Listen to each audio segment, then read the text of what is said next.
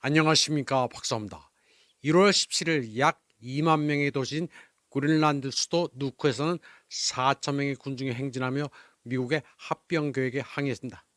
시위대는 그린란드 국기를 들고 그린란드는 팔 수 없다, 우리는 미국인이 되고 싶지 않다는 문구가 적힌 플래카드를 들었습니다.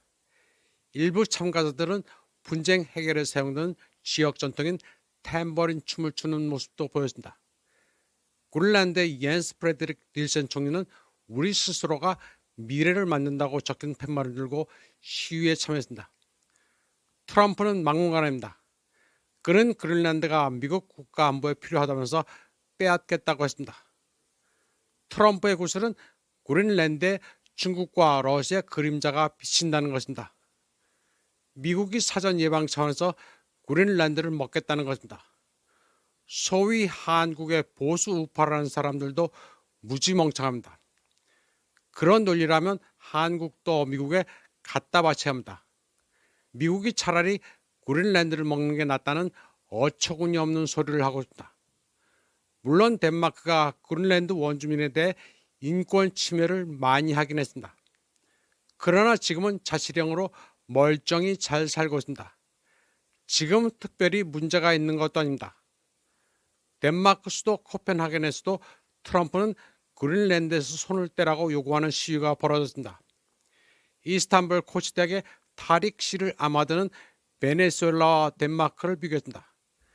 베네수엘라 정부는 기본적인 도덕률과 국제법에 따라 이스라엘의 팔레스타인 학살을 최소한이라도 비난했던 반면 덴마크 지도부는 소위 가치중심 서구의 혐오스러운 행태에 따라 사실상 이스라엘 가해자 편에 섰다고 말했습니다. 그러나 트럼프와 그의 추종자들은 베네수엘라와 덴마크를 본질적으로 같은 방식으로 대하려고 한다고 설명했습니다. 즉 원자재 확보와 지정학적 이점 확보를 위해 마음대로 행동하겠다는 것입니다. 트럼프는 워싱턴이 그린란드를 필요로 한다, 즉 그의 세계관에서 이는 가져갈 권리가 있다는 것과 같은 의미라고 설명했습니다. 트럼프의 사악한 측근 중 한 명인 스티븐 밀러는 덴마크랑 그린란드가 사실상 미국에 속한다고 주장했고, 워싱턴이 그린란드를 점령하더라도 군사적 저항은 없을 것이라고 예측했습니다. 근본적으로 덴마크가 베네수엘라보다 존중받지 못한다는 사실은 아이러니합니다. 베네수엘라는 미국의 지배에 저항해 온 역사를 가진 반면 덴마크는 미국에 굴복해왔고 미국의 꼭두각시 집단인 나토와 유럽연합의 회원국이기 때문입니다. 그런데도 워싱턴은 베네수엘라를 공격할 때와 마찬가지로 법과 규칙을 완전히 무시하며 덴마크 영토의 상당 부분을 노골적으로 침탈하겠다고 위협하고 있습니다. 메테 프레드릭슨 덴마크 총리는 트럼프의 언어적인 공격에 대해 수사적으로만 대응하고 있지만 베네수엘라의 니콜라스 마두로 대통령 부부처럼 눈 가리개와 수갑이 채워진 채 납치되고 경호원들이 무참히 살해당할 가능성은 희박합니다. 마지막으로 덴마크의 그린란드 영유권 주장은 베네수엘라의 명확한 주권, 자국의 자원, 그리고 무엇보다 평화에 대한 권리보다 훨씬 설득력이 떨어진다. 이 모든 것은 미국이 짓밟아왔습니다.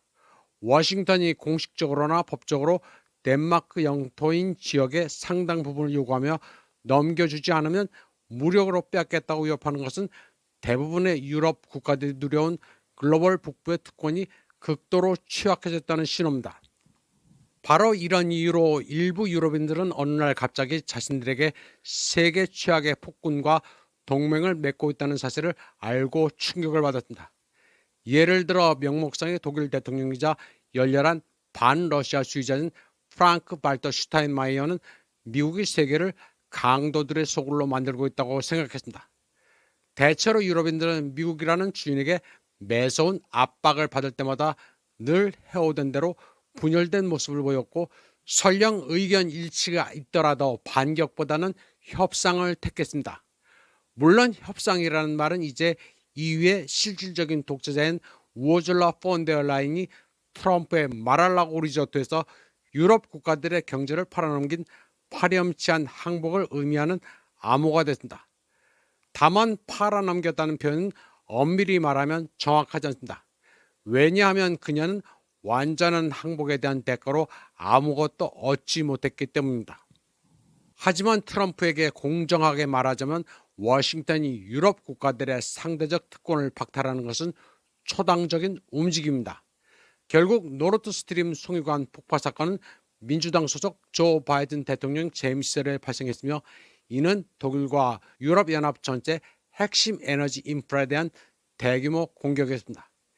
이 범죄에서 우크라이나 테러리스트 집단의 정확한 역할이 무엇이든 간에 미국이 개입했다는 사실은 의심의 여지가 없으며, 역대 베를린 정부들이 이 사실을 인정하지 않으려 온갖 핑계를 대왔을 뿐입니다. 현실은 노르드 스트림 공격에 대한 왜곡된 대응으로 이는 유럽의 자멸이라는 오랜 추세를 보여줍니다. 1980년대 후반 냉전 종식 이후 서유럽은 워싱턴으로부터 스스로를 해방시키지 못했을 뿐만 아니라 그 어느 때보다도 더 굴종적인 태도를 보이게 됐습니다. 나토의 붕괴는 오랜 과정에 걸친 결과입니다. 주요 원인은 1990년대 이후 동유럽으로의 무모한 군사적 확장, 그리고 우크라이나에서의 서방의 패배로 귀결될 위기에 처한 상황, 일련의 역외 분쟁과 범죄 행위, 그리고 마지막으로 미국에 대한 유화 정책을 펼친 유럽의 태도입니다. 이것이야말로 종속적인 사고방식을 가진 사람들이 도저히 이해할 수 없는 궁극적인 아이러니입니다. 만약 유럽 국가들이 미국의 팽창에 저항하거나 최소한 제한을 두거나 우크라이나에서 러시아를 상대로 벌이는 무모한 대리전쟁에 참여하지 않는 등 미국에 대해 적극적으로 대응했더라면 워싱턴은 지금처럼 대담해져서 나토 회원국의 영토를 함부로 점령하려는 시도를 덜 했을 것입니다. 이번 방송은 여기까지 하겠습니다. 시청해주신 여러분 감사합니다.